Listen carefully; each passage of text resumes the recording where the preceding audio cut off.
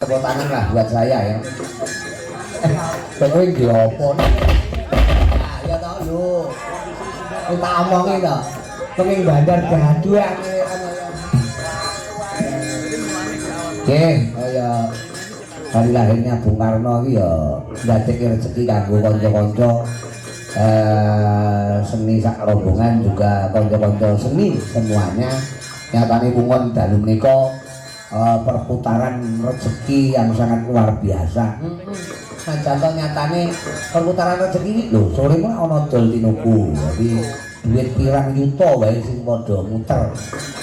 Nah, lek nek sing utang. Utang ya diputer biasa ae kaya wong muter rezeki kok ya. Wah, dan rumahku wis terima kasih lah. Di era yang seperti ini wayang tetap digalakkan yang Kutha Blitar. Matur sembah tepuk tangan buat Kota Blitar yang sangat luar biasa. Wayangan lan wayangan. Ben kali kurang siji kapan-kapan nek Agustusan desa-desa nek iso ngeneki wayangan. Wis sapa wae dalane sementing wayang iki tetep ngrembaka rek. Ya. Kowe, aku ya gelem kaya. Ya kowe iki jan. Nah, kalau sebentar sebenarnya, nah aku sebentar itu cocok, sebentar itu cocok. Sebentar gawan kau main dewi. Tapi kene, yanda putri, monggo mriki mbokmu.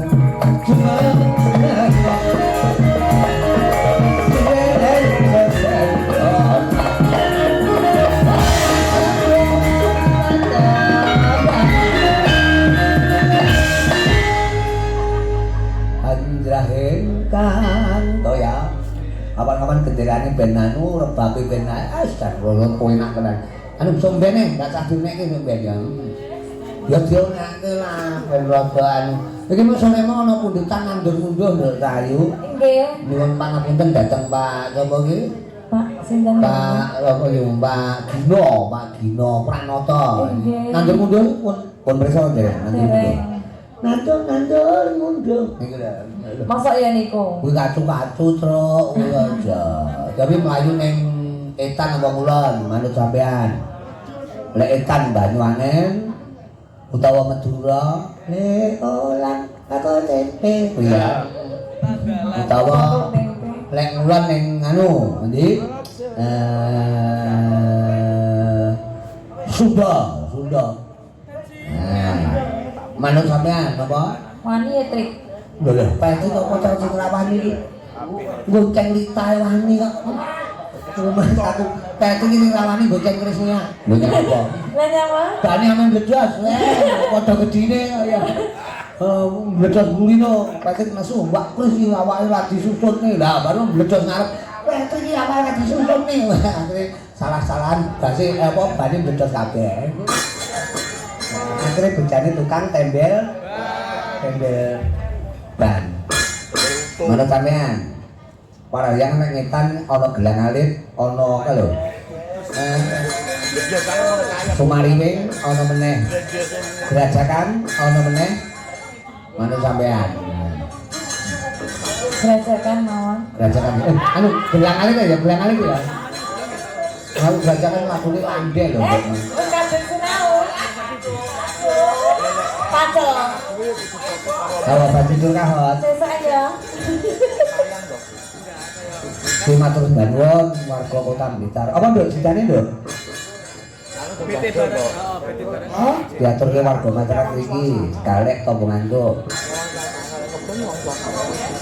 Gerajakan kemawon. Hah? Gerajakan. Oh, gerajakan mawon. Lah nek apa? Jadi ngomong ki apa to request? Oh, sing request sampean to. Gerajakan ki landhe. Ngono, nembangi golek tembang sing kira-kira tingkat kesulitane iki luwih angel. Aja kaya ngono. Enak ngono kuwi. Kaya Rina ing tau sepi. Angel. Ya wis kalending maneh.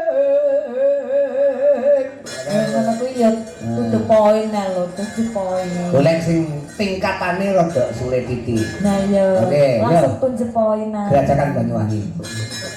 Iya, Gelang alit, dados. Itu bingungnya cacah. Banyak guanya. Bulan Alit. Aku sana tuh, Gus, tanggal 8 kan itu tuh gue. Lomben nang Malang gue. Waduh, rencana aku harus tum rokok sak sepet. Sak sepet. Aduh. Yo,